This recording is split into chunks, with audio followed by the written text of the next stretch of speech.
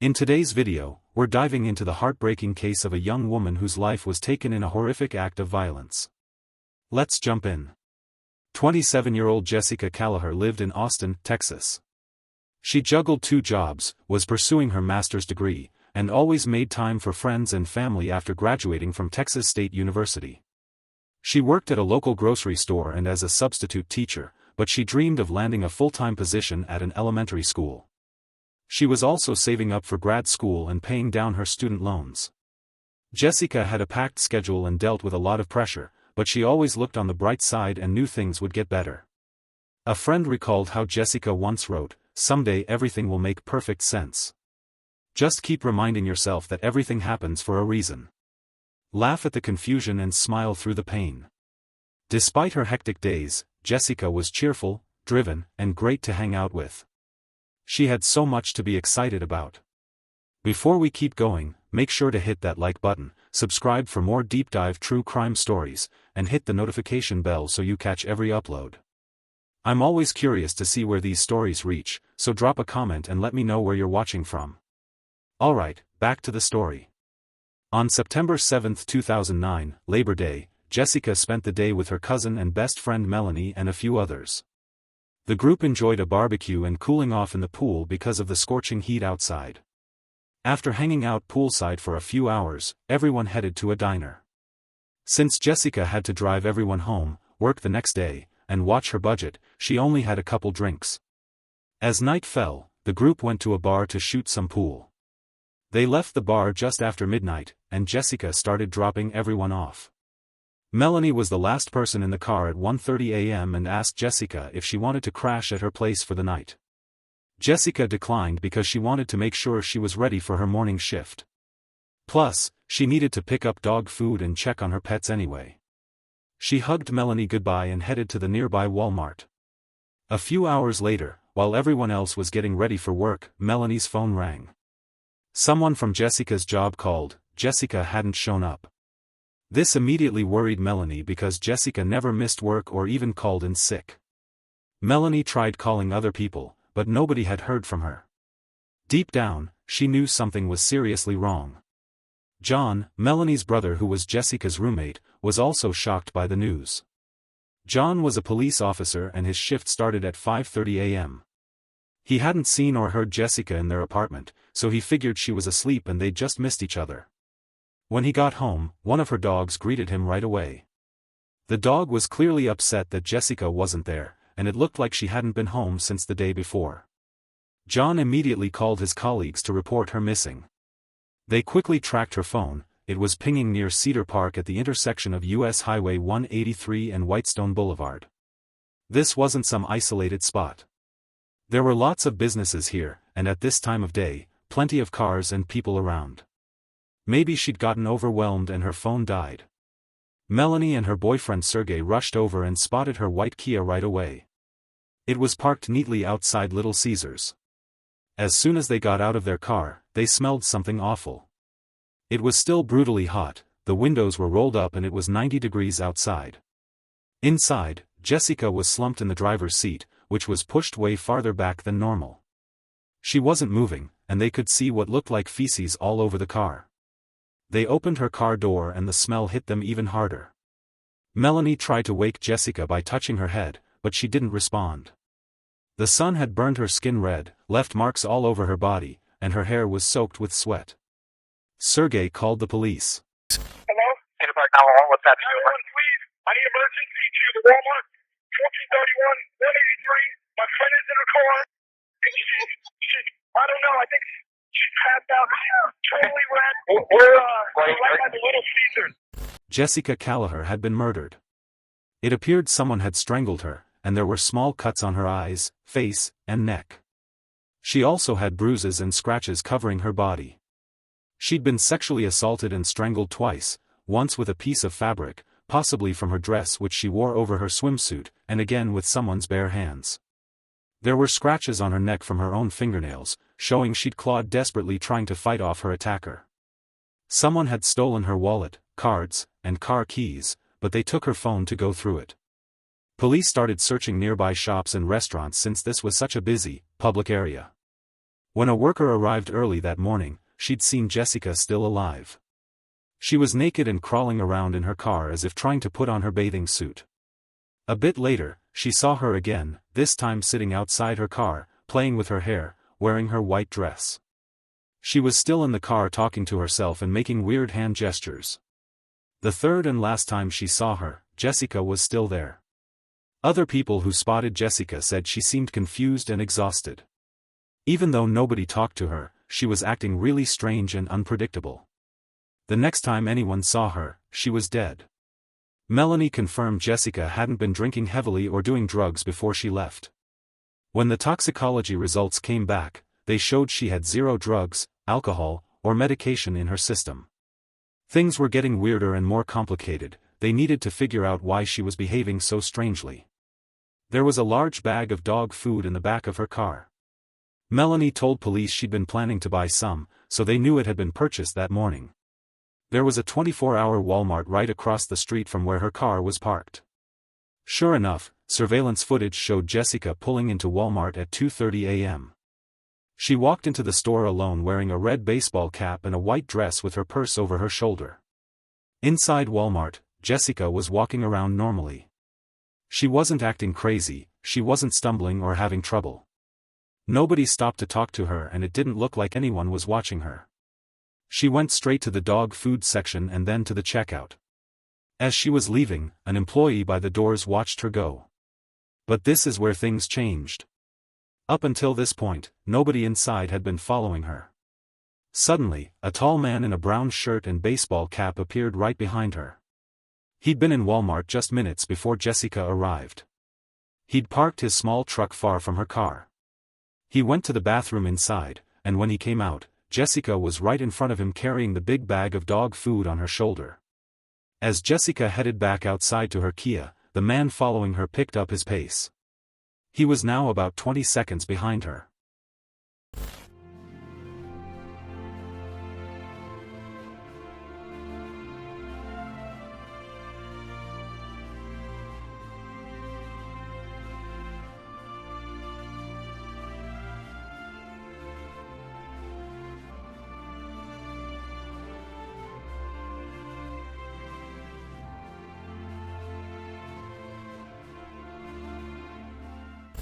If you're enjoying this story, kindly do us a favor and subscribe to our channel. It is free and won't cost anything, but it means the world to us. We're just a small channel trying to grow. Thank you and back to the video. Her car was parked right behind a large tree, making it impossible for cameras to see clearly. The only other camera that caught it had really poor quality. His truck stayed in its parking spot though, so it was obvious the man had walked right up to her car. He didn't come out or appear on camera again. Within 2 minutes of reaching her car with the man following, her car pulled out and drove toward the exit. The footage was deeply disturbing. There were cameras inside Walmart that could see Jessika's car when it stopped outside Little Caesars.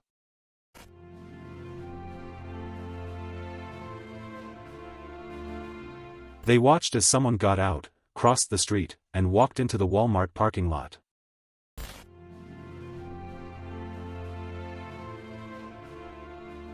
They knew it was the same man because he got back into his truck right away and drove off at 5:30 a.m., 20 minutes after Jessika left her car outside Little Caesars. The same man from Walmart used her bank card at an Exxon gas station. Even though Jessika didn't leave her car again until it was discovered at 2:50 a.m., it stayed parked there until she was found. Since workers saw her alive, she must have survived for several hours. It made absolutely no sense. Police released some of the footage and asked people to watch for the red pickup truck. The cops were still gathering leads, so all they could do was wait for someone to call in. Jessika's funeral was held. Her family said they saw for the first time that she'd been strangled because they could see the marks on her neck. This made an already devastating day even worse. Who did this to her and why? To their surprise, a woman named Leslie called about the truck. She said the man she believed owned the vehicle, Crispin Harmel, 37, was her fiancé's best friend. Leslie explained that Crispin was supposed to drop off some money at their apartment a few hours before Jessika was found, but he never showed. She thought this was odd. She couldn't shake the bad feeling and knew she had to speak up. I felt like Crispin was family, so making that call was really hard. But a young woman died. I had to do what was right. Police checked their records and found he'd been pulled over 3 weeks earlier for an expired license. Police body cam footage from that stop showed he was driving the same truck and wearing the same baseball cap. They were certain this was their guy. Cops showed up at Crispin's house 5 days after Jessika's body was discovered to question him. It was obvious he'd altered the truck's appearance, parts that were shiny before were now painted black. Crispin didn't seem surprised they were there, and he told them he knew Jessika. He claimed LonelyHousewifeHookups.com helped him arrange a meeting with Jessika. They'd supposedly planned to meet at Walmart between 12:30 and 1 a.m. on the morning she was killed after chatting on the site. Crispin said he and Jessika left in her car and had sex near a park. He admitted being in her car and might have been one of the last people to see her alive, but that didn't make him a killer. He said this casually. The cops didn't contradict him, but they knew the surveillance footage told a completely different story. Crispin and Jessika's actual encounter was well after midnight.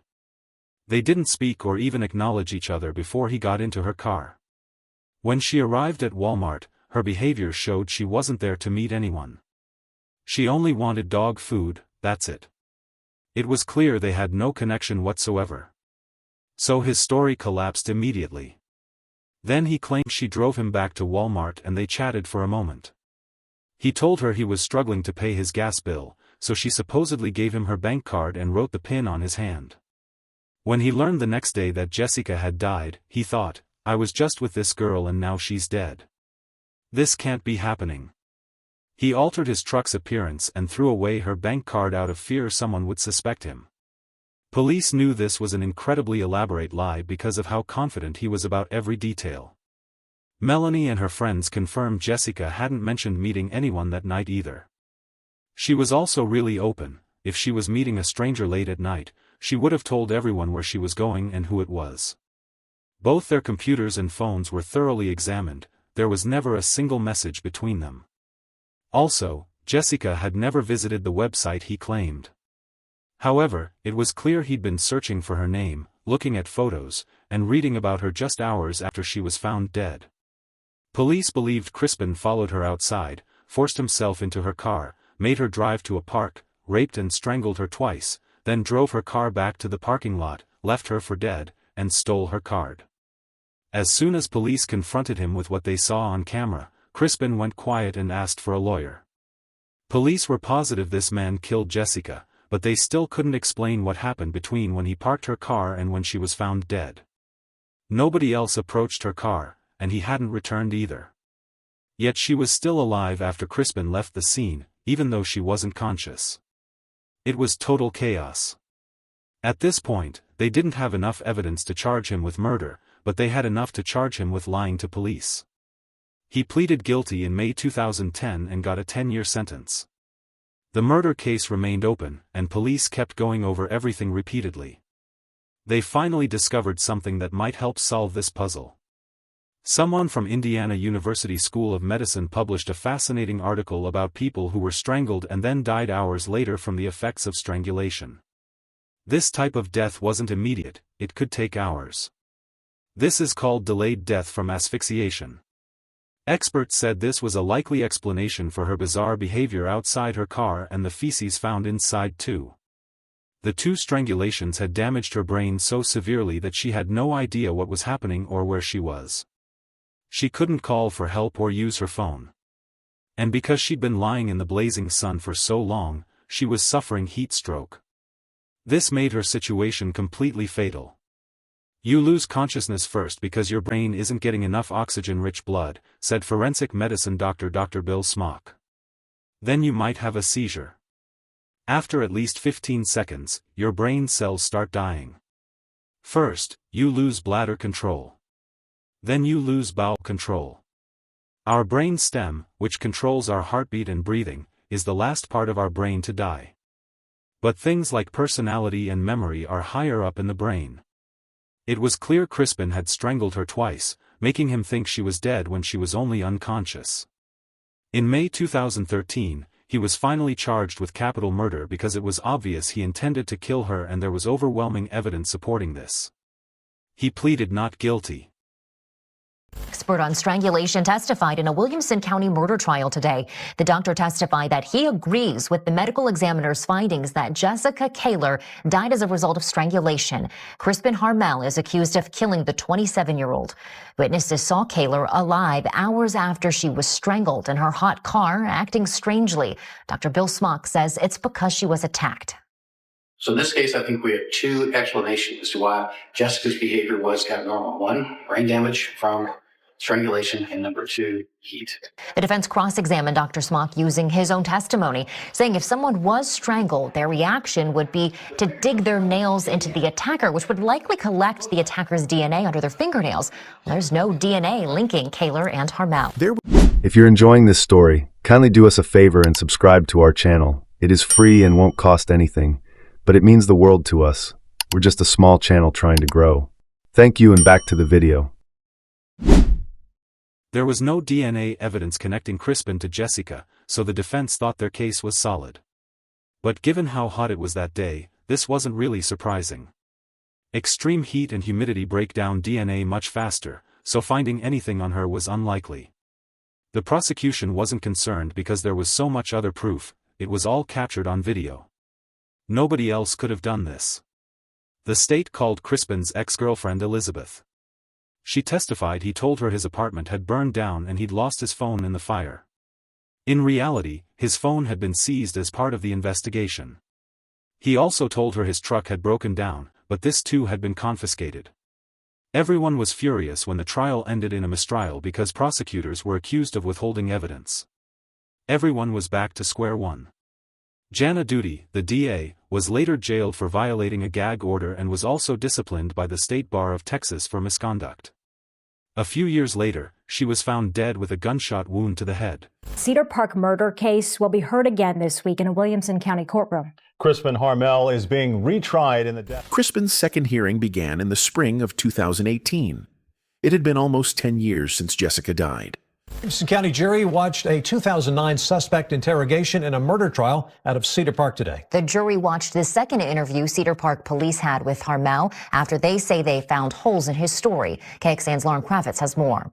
The primary concern after our investigation was moving forward was that many things were just not adding up. For a third day, Sergeant Bond, who investigated Jessika Kahaler's murder, testified he had a list of concerns after his first interview with Crispin Harmel. In a follow-up video interview, Harmel said Kahaler drove them back to the shopping center near Walmart after they had consensual sex. But Bond said that didn't make sense. The seat itself was pushed all the way back on the rails, and her feet could not touch the gas and brakes. Harmel also said Kahaler started up her car as he was walking back to his truck.